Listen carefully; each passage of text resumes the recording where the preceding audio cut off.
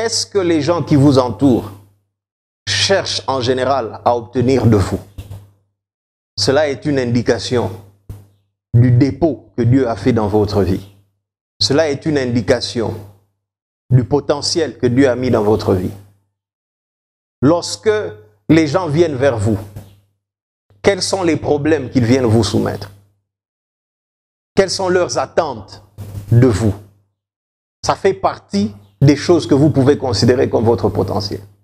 Dans votre entourage, quel est ce problème récurrent? Quel est ce problème qui revient toujours? Quelle est la plainte des gens qui vous entourent? Quelle est la difficulté à laquelle ils font face? Ces choses-là ne sont pas là par hasard. Ces choses-là ne sont pas dans votre entourage par hasard. Ce n'est pas par hasard que vous êtes entouré des gens faisant face à un certain genre de problème. Ce n'est pas par hasard que vous êtes entouré de gens faisant face à une certaine difficulté. Ce n'est pas par hasard que vous êtes entouré de gens traversant une certaine situation. Leurs problèmes, leurs difficultés doivent être mis au compte de votre potentiel. Ce n'est pas par hasard que Dieu vous a placé à côté d'hommes et de femmes qui ont un certain genre de problème. Parce que leurs problèmes font partie de votre potentiel, font partie des choses que Dieu sait que vous êtes capable de résoudre. Au lieu de chercher à fuir les problèmes, vous devez plutôt les affronter parce que ce n'est pas par hasard que Dieu vous a placé là. Ce n'est pas par hasard que Dieu vous a mis à côté de ces gens-là qui traversent ces problèmes. Ce n'est pas par hasard que les gens qui vous entourent ont tous ce même désir dans leur cœur. Ce n'est pas par hasard. C'est parce que Dieu sait qu'il y a quelqu'un qui l'a placé à côté d'eux avec un potentiel suffisant pour pouvoir répondre à ce besoin, pour pouvoir répondre à ces préoccupations. Donc, j'ai partagé 3 choses concernant votre potentiel et ce qui vous rend unique. Premièrement, vos dons et vos talents. Deuxièmement, votre passion et vos rêves. Troisièmement, les désirs, les difficultés et les problèmes des gens qui vous entourent. Leurs souhaits, leurs aspirations à votre égard, ce qu'ils cherchent auprès de vous, ce qu'ils cherchent lorsqu'ils vous approchent, ça fait partie du potentiel que Dieu a déposé en vous. Je résume ce que j'ai dit jusque-là.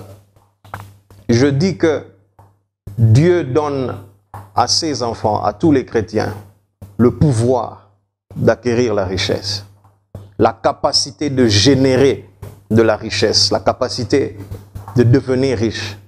Il la donne à tout le monde.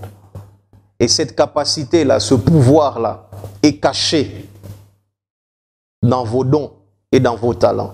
C'est-à-dire vos dons et vos talents ont la capacité de vous rendre riche et prospère. Ce pouvoir-là, cette capacité-là, est secondement cachée dans vos passions et dans vos rêves. C'est-à-dire que vos passions et vos rêves ont la capacité de vous rendre riche et prospère. Et troisièmement, je dis que ce pouvoir d'acquérir les richesses est caché dans les problèmes, dans les difficultés des gens qui vous entourent, dans les problèmes et les difficultés qui sont autour de vous. C'est-à-dire, dans tous les problèmes qui sont autour de vous, dans toutes les difficultés que vous rencontrez autour de vous, il y a de la capacité pour vous enrichir et vous rendre prospère.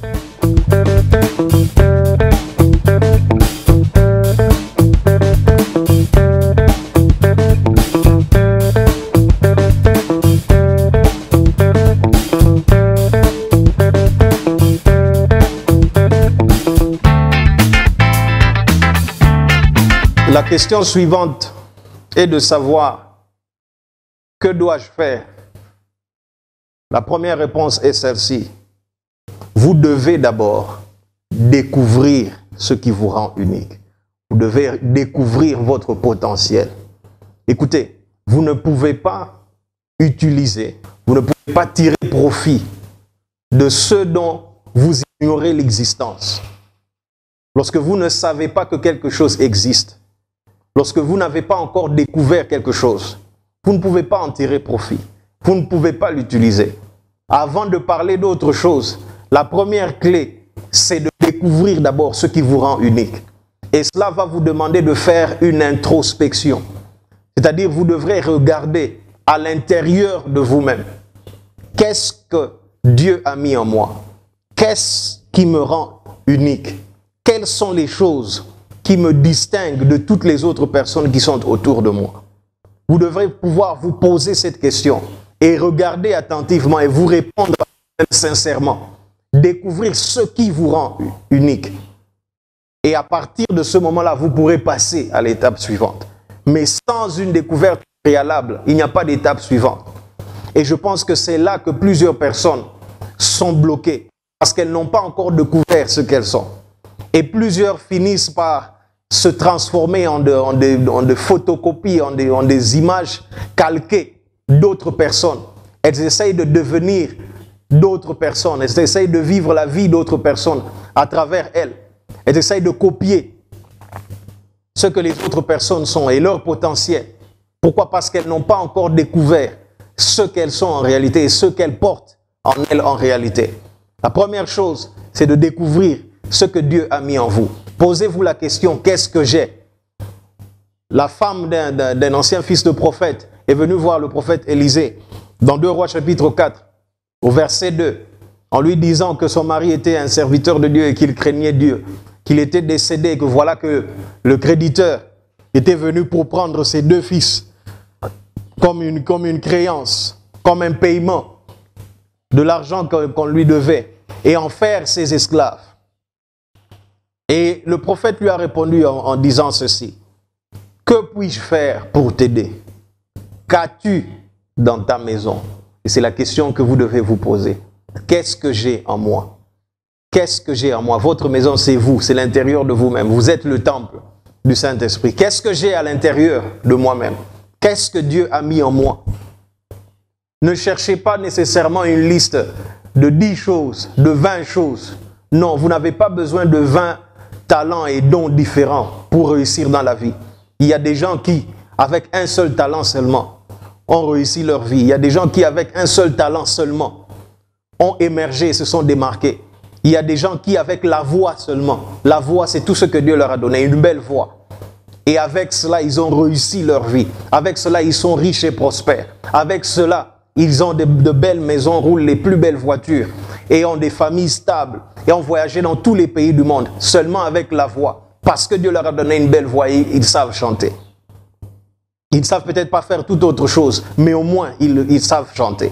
Ne cherchez pas 10, 20 potentiels. Cela va vous frustrer. Cherchez une chose qui vous rend unique et découvrez-la.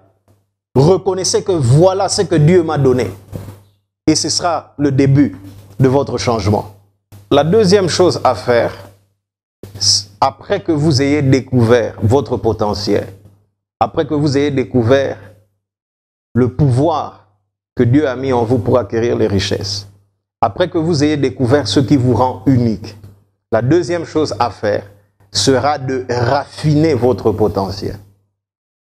En général, un potentiel non raffiné est la cause des limitations financières que les gens rencontrent dans la vie. Avez-vous déjà rencontré ces personnes talentueuses, ces personnes douées, ces personnes passionnées, mais qui pourtant n'arrivent pas à émerger, qui pourtant n'arrivent pas à se démarquer?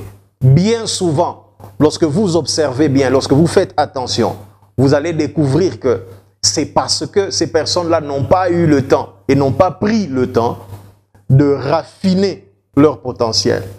Le potentiel non raffiné, en général, conduit à des limitations financières. C'est pourquoi vous avez des gens doués, mais qui n'arrivent pas à percer les plafonds financiers. Vous avez des personnes passionnées, mais qui n'arrivent pas à briser leurs limitations financières parce qu'elles n'ont pas pris le temps de raffiner le potentiel que Dieu a déposé en eux. Et pour raffiner le potentiel que le Seigneur a déposé en vous, vous pouvez le faire de ces différentes manières. Vous pouvez poursuivre des études avec l'intention tout simplement de raffiner le potentiel que Dieu vous a donné. Par exemple, vous êtes appelé à être un orateur. Par exemple, un prédicateur comme moi. Vous êtes appelé à parler à des foules dans votre profession. L'art de la communication, c'est quelque chose qui s'enseigne aussi. Parce que vous devez être un communicateur. Cet art-là